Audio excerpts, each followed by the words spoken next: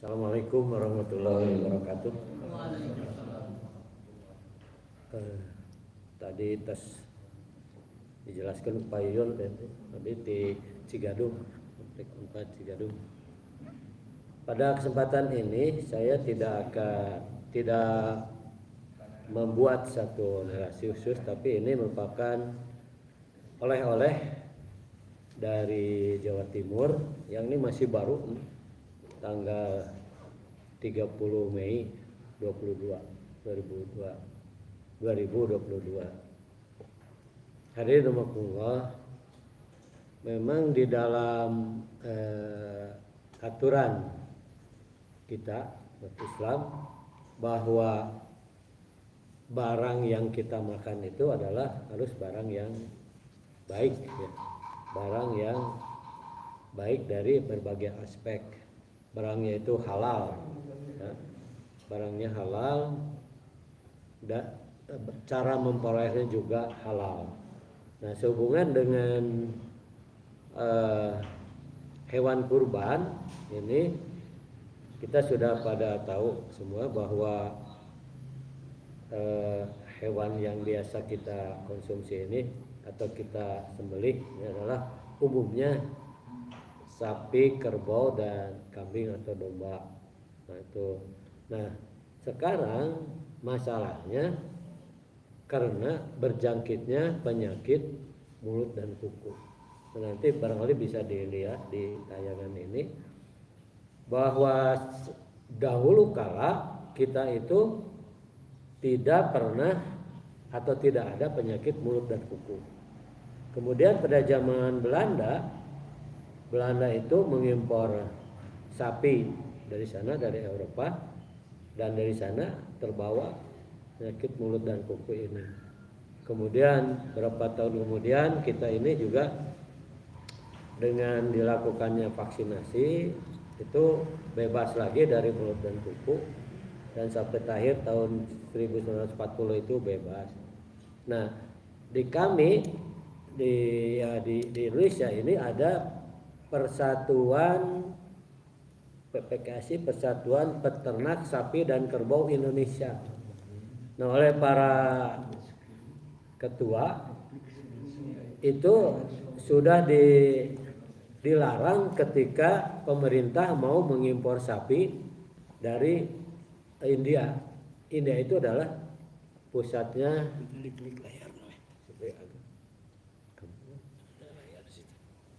itu ada kene itu. Gitu. Tonton layarnya diklik. Karena ini bukan poin.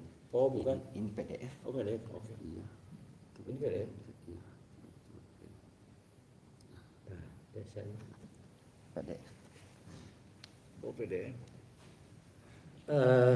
PDF. Saya akan bahas ini mengenai outline dari pembahasan yang di Jawa Timur tersebut, yaitu bagian pertama situasi update kasus PMK, kemudian langkah pengendalian PMK, pembatasan lalu lintas, rencana pelaksanaan vaksinasi. Situasi update pada sapi ini, Indonesia bebas PMK tahun 1990. Nah, dan PMK ini disebabkan oleh virus yang dapat dicegah dengan vaksinasi.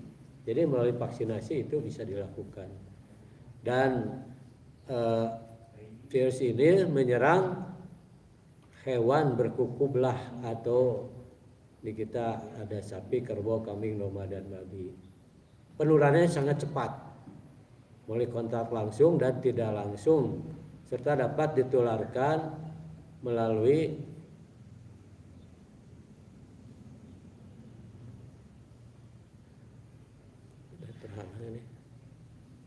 kemudian tanda klinis hewan itu demam, nafsu makan hilang, lepuh di hidung, lidah, mulut, kuku, air liur keluar secara berlebihan, kemudian lelehan air dari hidung.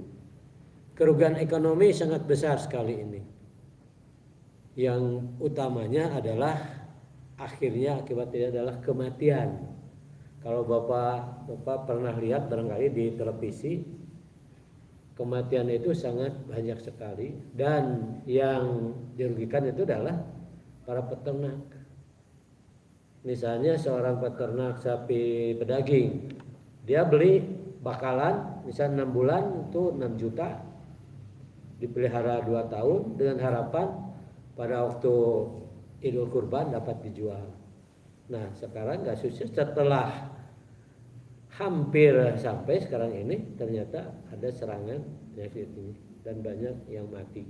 Itu kerugian bagi mereka dari pemeliharaan itu sendiri, dari biaya yang dikeluarkan, kemudian juga ya akhirnya ekonomi bukan hanya 1-2 orang, bukan hanya 10-20 orang, tapi banyak sekali.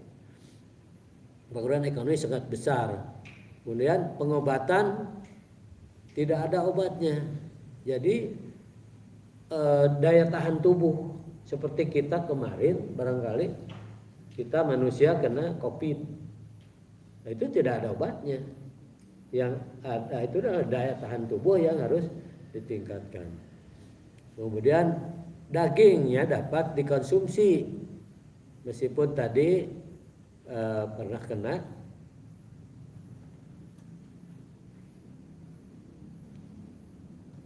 tetapi ada persyaratan yang boleh dikonsumsi itu. Sapi yang nanti kan bisa dilihat bahwa yang kena kemudian sembuh beberapa waktu. Jadi ada kurun waktu tertentu itu bisa kalau sudah sembuh itu boleh.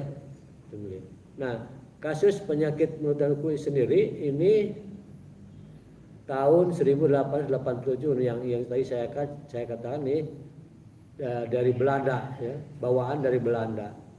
Kemudian tahun 83 ini karena adanya vaksinasi berhasil, dan di sini secara nasional seluruh Indonesia bebas MK dengan diterbitkannya surat itu. Kemudian 1990 pengakuan status bebas PMK di Indonesia oleh Badan Kesehatan Hewan. Nah, kembali lagi ke sini bahwa kerugian yang diakibatkan ini bisa sampai 9,9 triliun per tahun. Ya, ini akibat kematian turunannya. Turunannya misalnya ada daging, susu, ular. Semua hewan terinfeksi. Ya. Tadi sudah juga disampaikan beberapa jenis, lebih dari 70 spesies mamalia liar rentan terhadap ini. Gejala klinisnya tadi sudah juga disampaikan, dan penyakit ini berinkubasi 1 sampai 14 hari. Angka kesakitan bisa mencapai %, angka kematian sebenarnya rendah. Ini. Tapi ya kalau kebetulan terkena ya itu sudah susah. Yang sekarang kita bahas itu adalah para peternak sapi perah di Pangalengan dan Lembang. Ini yang kena sapi, babi, domba, kambing. Ini secara nasional perkembangan PMK 27 Mei 2022, rekapitulasi populasi sapi yang kerbau terdampak penyakit mulut dan kuku. Ini kalau lihat dari sini adalah sangat banyak sekali provinsi yang terlibat. Itu di sini dikasih tanda merah. Jawa ini ya paling banyak, seluruh Pulau Jawa ini terkena. Ternak lebih cepat sembuh, salah satunya dilakukan pengobatan simptomatis dengan berian vitamin. Jadi vitamin itu bukan obat. Vitamin, analgesik dan penambahan energi. Jadi pada akhirnya peningkatan daya tahan tubuh. Baik, kita lanjut. Regulasi tentang terkait PMK ini. Ini sangat banyak peraturan-peraturan yang pernah dikeluarkan oleh negara kita dari Menteri Pertanian. Mencegah kontak hewan dengan sumber penyakit. pengendalian lalu lintas, perlakuan pada produk, komponen bebas PMK, menghentikan sirkulasi dan produksi virus di lingkungan, dekontaminasi disposal, dan meningkatkan kekebalan hewan dengan vaksinasi. Maka ini persis barangkali kita kemarin dengan adanya COVID, maka lalu lintas dibatasi segala macam, itu persis sekali. Upaya yang dilakukan ini tadi ada lalu lintas, pembatasan, ada distribusi obat, ada penyediaan vaksin, ada pelatihan, dan berbagai kegiatan yang lainnya. Penguasaan lalu lintas ternak dalam rangka PMK, daya tahan virus PMK ini ada lingkungan, asal hewan hidup, bahan asal hewan. Nah ini yang kemarin orang tidak paham, ini maaf saja para wakil rakyat, menurut cerita teman saya dari PPSKI itu, sebelum mengimpor sapi dari India itu sudah diberitahukan India itu adalah sumber PMK, karena di sana tidak, kan orang tidak di India tidak memotong sapi, ya sapi kan sangat mereka sembah gitu, mereka dianggap Tuhan gitu ya sapi itu. Nah PPSKI dengan kawan-kawan itu sudah melarang, tapi sampai terjadi debat di MPR, akhirnya di DPR mereka akhirnya mengizinkan adanya impor sapi atau ikutannya daging dan sebagainya, dan di situ bisa terjadi penularan. Nah inilah akibatnya. Saya dapat informasi di Inggris pernah terjadi wabah seperti ini, juga menimpa masyarakat, tetapi pemerintah Inggris itu membayar atau ya memberikan santunan lah kepada peternak yang sapinya mati karena penyakit ini. Nah di kita ya tadi 9,9 miliar itu mau dibagaimanakan. Jalur potensi penularan. Nah ini sangat ini sekali. Ya.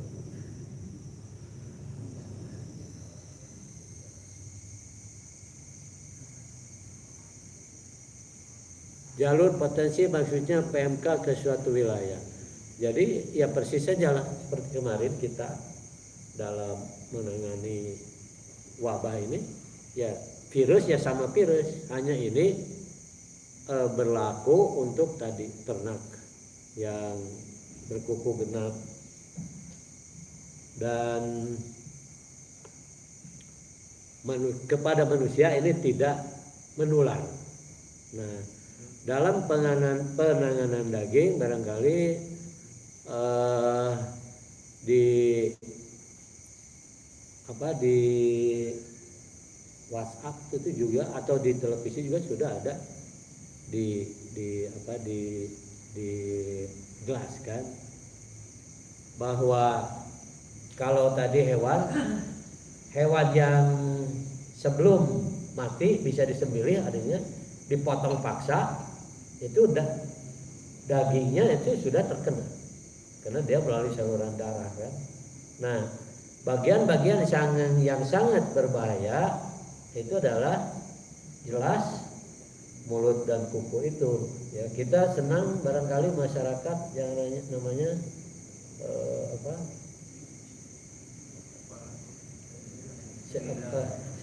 lidah seperti itu ya. Dan itu harus dibuang. Jadi bagian mulut, bagian kuku atau kaki itu harus dibuang, juga jeroan. Nah, yang aman itu adalah daging.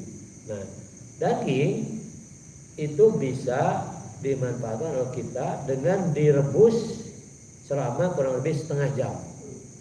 Karena pada temperatur 27, kalau tidak salah 72 derajat virus itu mati.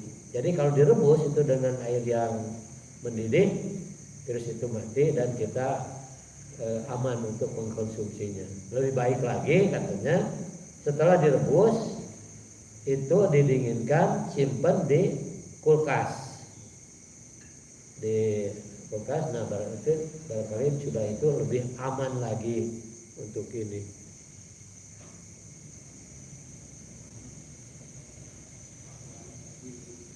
Barangkali itu yang bisa saya sampaikan pemaparan mengenai ini. Terima kasih. Assalamualaikum warahmatullahi wabarakatuh. Mangga daripada kami diteruskan. Jadi gini, di sini tuh sampai azan ini, kemudian nanti lanjut diskusi. Tapi tergantung nanti kalau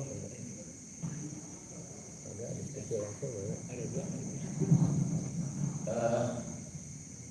Barangkali ada pertanyaan atau mungkin begini kita minta penjelasan Pak Maman. Kita ini lalu lintas hewan yang akan masuk ya, itu ada persyaratan pemeriksaan. Kalau dulu kan bisa bawa langsung, Ya. nah sekarang ini kan katanya ketat sekali. Itu satu. Yang kedua, nah ini nasi jeroan ini. Jadi selama ini kan jeroan itu direbus kemudian dipotong-potong dibagi. Ya. Ini juga mungkin apakah kita buang saja kalau dulu atau waktu zaman apa ya, yang penyakit hati apa ya, yang dulu kalau hatinya dibuang kan gitu. Jadi ini juga mungkin pertanyaan yang perlu penjelasan lanjutan bahwa namanya tadi bahwa dimasak mungkin tidak masalah dengan dimasak matang gitu ya. Jadi barangkali ini nasi jeroan itu memang secara ini mubazir itu bagaimana terjadi apa gitu. Terima kasih. Sebenarnya tadi kalau hewan itu sehat, ya sehat, itu ditandai dengan bahwa hewan itu sehat. Kelihatanlah jelas tidak ada lendir yang meleleh dan sebagainya.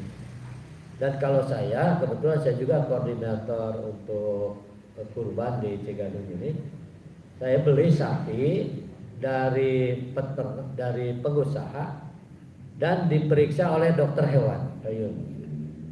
Jadi setiap ekor sapi yang saya beli ada sertifikatnya. Jadi ini sapi nomor sekian, ini ada tanda tangan dokter hewan. Nah, kalau kita tidak tahu artinya beli dari mana, dia bisa dipantau selama barangkali kita kan hanya sehari semalam saja itu bisa dipantau tanda-tanda sapi, tanda-tanda bahwa dia itu berpenyakit. Ya. Jadi kalau tidak ada penyakitnya, tidak ada PMK ini, kita bebas saja. Jadi seluruh bagian badan sapi itu bisa bahwa dia mengandung penyakit. Ya tadi harus lebih baik kepalanya itu yang dibuang saja. Kepalanya dibuang, kakinya buang, juga jeroannya dibuang. Itu jadi hanya dagingnya saja. Dan dagingnya juga itu harus mendapat perlakuan khusus tadi. Direbus minimal setengah jam. Kalau lebih aman lagi masih dimasukkan pada kulkas. Setelah itu barangkali bisa dikonsumsi. Dimasak dengan biasa. Jadi memang kebijakan. Jadi kalau sapinya memang sehat dengan sertifikasi sehat ya. Jadi jeroannya juga sebenarnya sehat. Sehat tidak masalah. Memang ini kita setelah rapat kemarin itu ada kebijakan. Mungkin yang kita bagikan hanya daging murninya saja. Nanti apakah jeroannya itu disodakokan sama orang pemotong gitu. Jadi juga itu. Kemudian kita juga akan melibatkan mahasiswa FKH gitu. Kita akan membuat. Saya sudah kebetulan ponakan saya ada di FKH Unpad. Itu rupanya si prodi FKH itu sudah bagi-bagi tugas tuh. Mereka sudah sudah Ya. di mana mahasiswanya. Jadi kita akan segera membuat surat resmi ke prodi FKH untuk mereka terlibat di dalam kegiatan ini. Jadi supaya lebih aman lagi lah gitu. Paling tidak ada orang berpengetahuan dan di situ kan bisa memisahkan. Itu barangkali. Maka para jamaah silakan. Bapak. Yang di rumah ada? Oh, ibu di rumah? Maka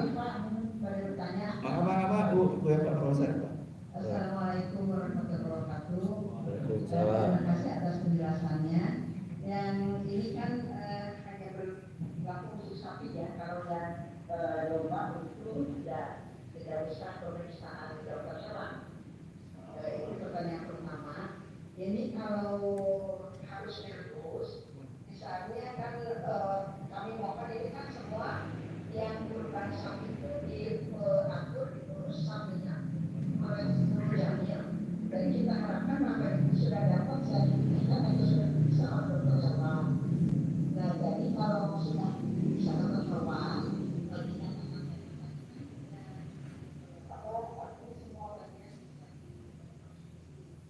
namun mungkin pertama dari salah dari pasien itu ya mulut kepala dengan jeroan dengan kaki itu tidak diwajibkan begitu. Itu diserahkan pada orang dan mungkin sudah dikasih tahu bagaimana seharusnya. Nah yang kita tahu juga kalau misalnya tanggapan itu kita kan kalau ada tadi kalau sampai jadi kita harus direbus. Daging itu disimpan di kulkas atau langsung direbus, kemudian nanti disimpan di kulkas. Biasanya kita kan kalau Tidak nyampe gitu. jadi nanti kapan-kapan kalau perlu. Tapi kalau begini, akhirnya harus langsung direbus, baru masuk kulkas. Atau bagaimana Pak? Ya. Terima kasih. Terima kasih Ibu. Jadi kita mulai dulu dari hewannya. Kalau hewan yang kita sembelih itu sehat, tidak perlu perlakuan seperti tadi, direbus dan segala macam. Dan yang kena itu tadi bisa domba, kambing, sapi, juga babi gitu. Jadi kalau kita bisa mengamati, karena kalau hanya semalam mungkin ya rada-rada susah. Ragu ya. Tapi kelihatan kalau ternak itu loyo gitulah, loyo. Kemudian ada tanda-tanda, ada lendir ya dari mulutnya dan sebagainya. Barangkali itu bisa memberikan kita, wah ini curiga begitu, bisa mencurigai ternak itu kena. Itu. Jadi sekali lagi, kalau hewan itu sehat, perlakuan seperti biasa kita mau nyate, mau apa itu bebas-bebas saja. Nah tadi saya sampaikan, kalau kita tahu bahwa hewan yang kita potong itu sakit atau ragu-ragu, nah lebih baik ditangani seperti tadi, digodok dulu baru saya kulkas. Kalau mau disate nggak tahu enak tidak kalau sudah direbus di sate. Bukan sate. Ya barangkali itu. Pertanyaan saya mungkin sekarang terima kasih Pak Kiai. Pertanyaan saya kepada Ketua DKM. Mangga Bu. Pak Ketua DKM, Pak Yun, bagaimana untuk kita pelaksanaan di dulu jamil?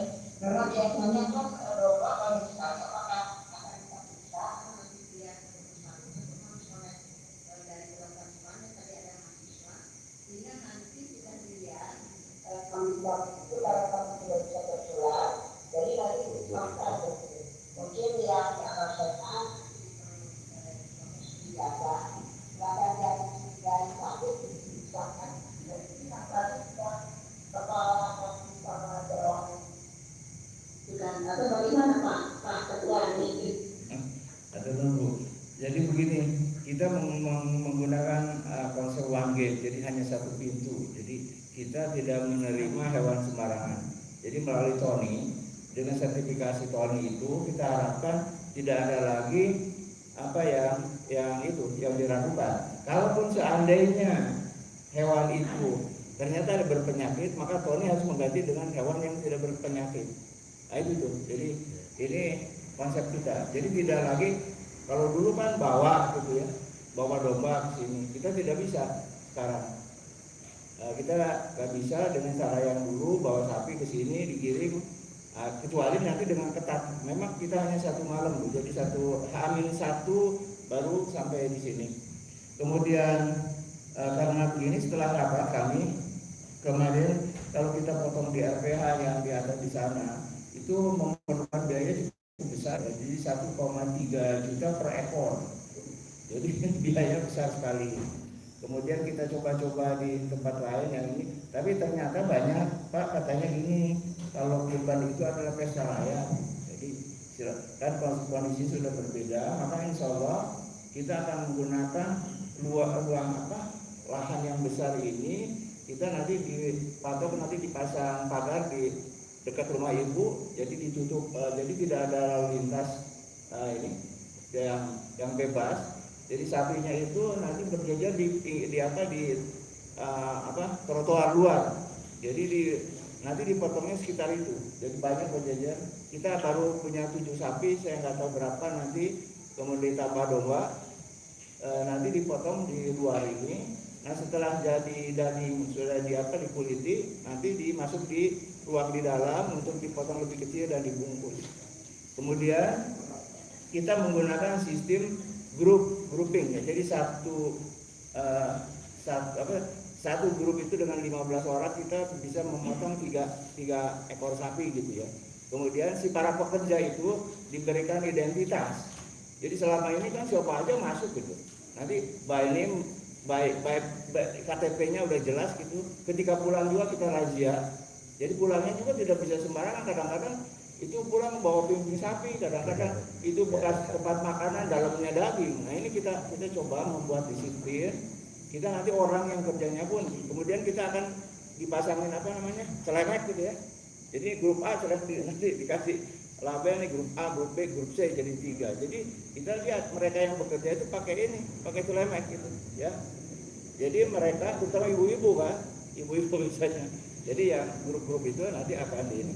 Kemudian memang nanti pada hari hanya Bu ada mahasiswa FKH tingkat terakhir yang akan ditugaskan oleh prodi FKH. Kebetulan salah satu anak saya tadi saya ditelepon, mereka sudah bagi-bagi tugas rupanya di FKH Unpad itu.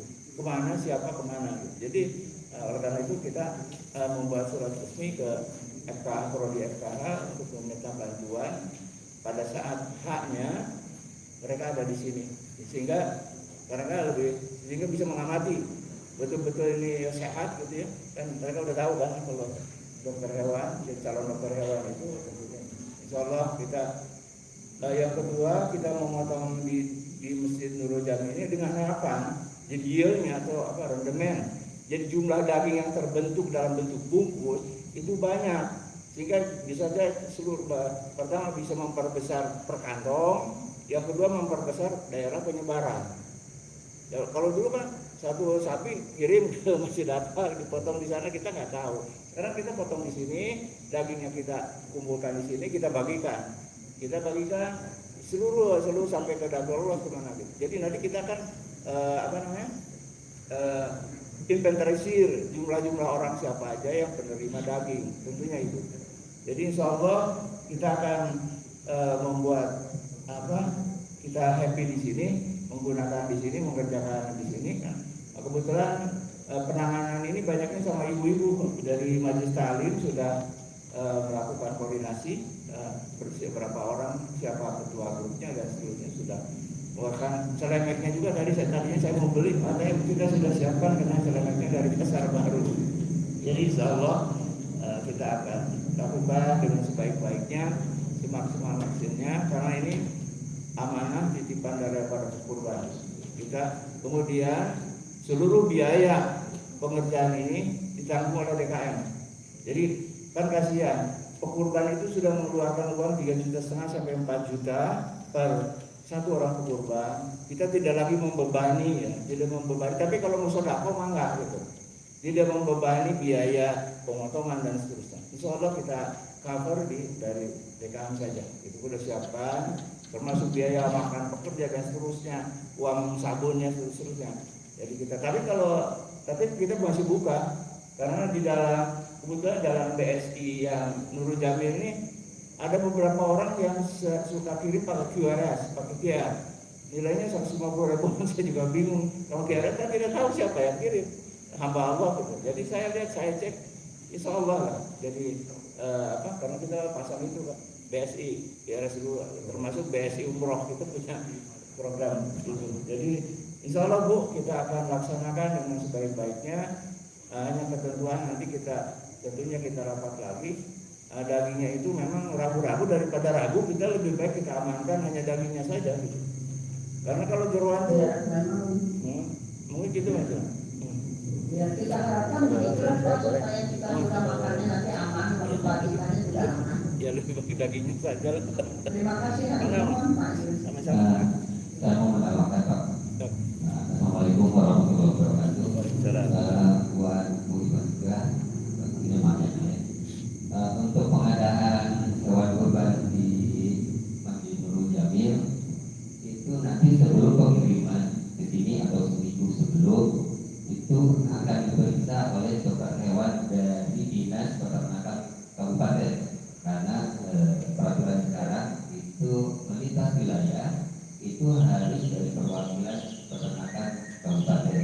Nah, selain itu tidak bisa, kadang-kadang tidak bisa lewat perbatasan daerah. Kenapa? Karena takut ada penyebarannya semakin luas.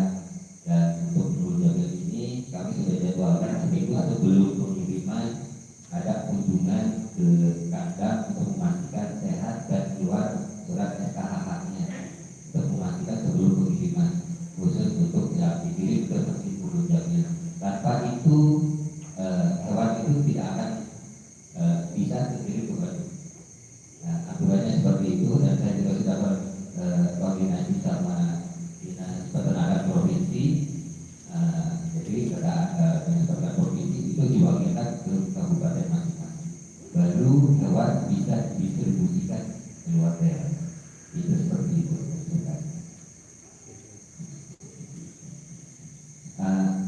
Pak Ustadz, saya mau ada pertanyaan satu. Apakah vaksin untuk PMK itu sudah ada? Karena setelah saya konfirmasi ke Dinas Peternakan Provinsi itu tidak ada. Saya begitu, terima kasih. Baik, karena sebelumnya kita ini termasuk negara yang bebas PMK, jadi kita itu tidak menyediakan itu. Nah, baru kemarin setelah ada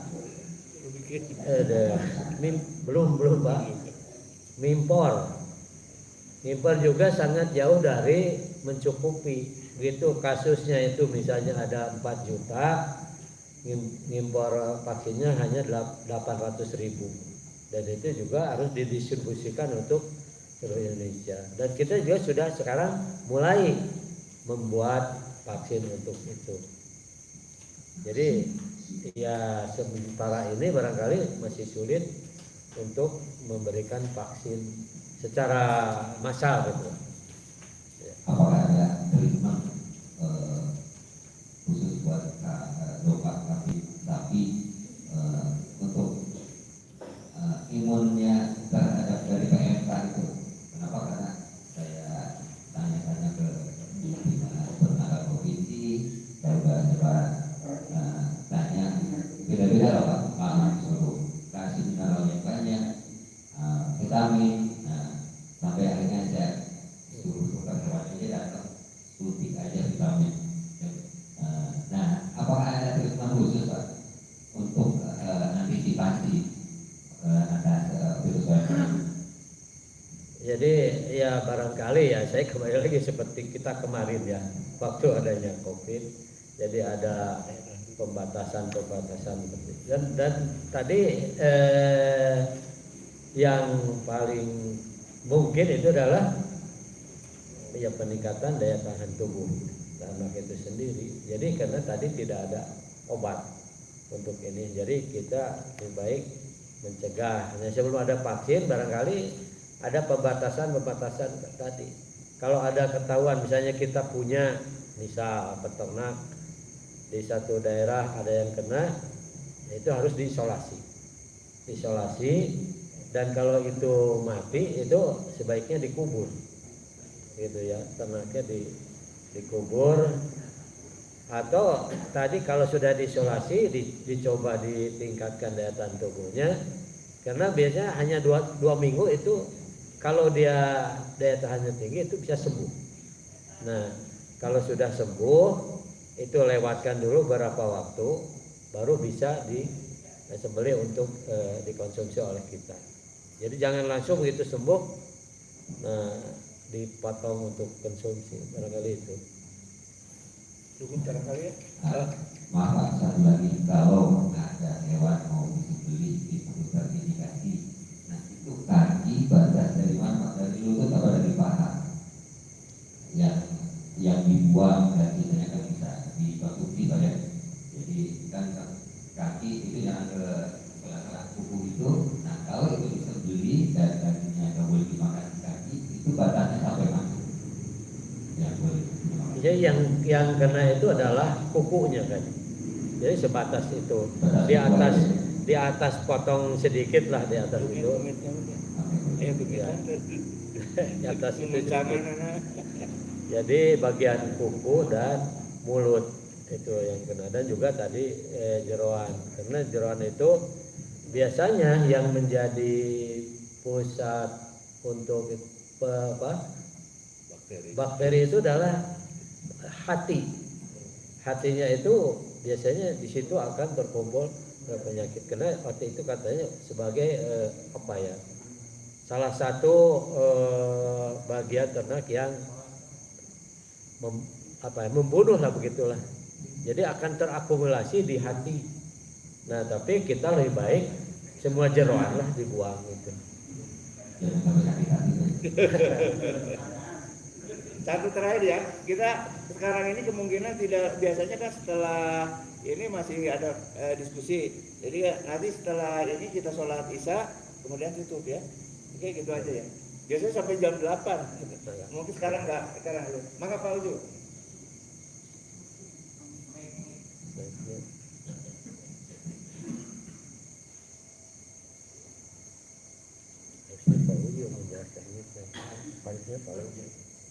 Lagi? Assalamualaikum warahmatullahi wabarakatuh. Jadi ini disebabkan oleh beliau. Nah, apalagi ini kalau khusus kurban kan itu kan artinya harus hewan yang sehat.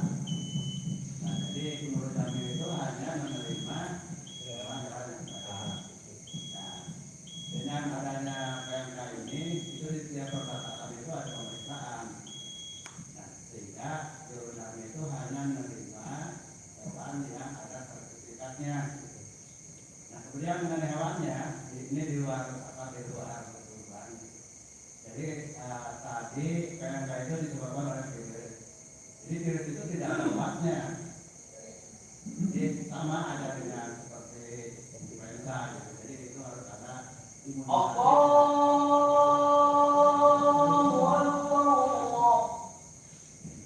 Harus ada imunisasi dari dalam. Nah, mengenai tadi kan itu ada tahapannya. Jadi kalau misalnya melihat hewan sehat kan ya ada makannya gitu ya. Kalau makannya cemerlang, kemudian juga itu halus, ya itu artinya sehat. Tapi kalau misalnya makannya sudah layu, itu kita harus curiga. Nah, kemudian tanda-tanda daripada PMK ini terutama ini kan dari mulutnya itu keluar air granul yang berlebihan, kemudian tutupnya. Nah, dalam peraturan itu bahwa PMK ini hanya menular kepada binatang yang bertubuh jinak itu. Jadi tadi sapi, kambing, domba gitu ya, unta. Sedangkan pada kuda itu tidak, termasuk pada manusia. Jadi kalau manusia itu ya aman-aman aja. Nah, sekarang dagingnya yang disembelih karena ada PMK.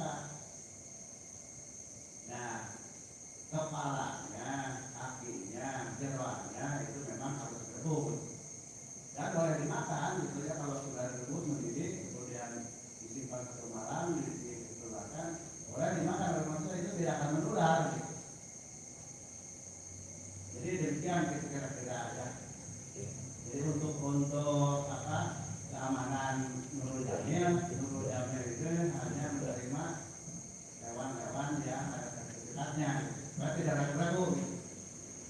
Dan lagi kalau yang kesehatan menurut saya kita kan sembelih di sini seperti dulu zaman pandemi. Ya terima kasih dan mudah-mudahan ada pencerahan. Atau Pak Ucu, jadi itu Pak Ucu penjelasan gitu. Jadi biasanya kita suka panjang nih. Ya sekarang pada hari ini kita sampai dengan sholat isya ini kemudian selesai. Karena materi sudah cukup barangkali, beda dengan diskusi agama kadang-kadang panjang sekali ya. Jadi itu. Atau kawan maka ditutup dah. Doa. Baik, kita Astagfirullahaladzim, astagfirullahaladzim, astagfirullahaladzim. Alladzi la ilaha illa huwal hayyul qayyum wa atubu ilaih. Rabbana zalamna anfusana wa illam taghfir lana wa tarhamna lanakunanna minal khasirin.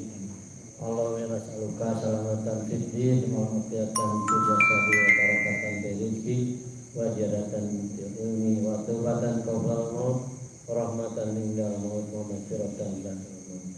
Allahumma hawin alina fi syakaratil maut wal afal hisab wa najata minan nar. Ya Allah, ya Tuhan kami, tunjukilah pada kami bahwa yang benar itu kelihatan jelas sebenarnya, sehingga kami dapat melaksanakannya. Begitu juga beri kami petunjuk bahwa yang sesat itu kelihatan jelas sesatnya, sehingga kami dapat menghindarinya.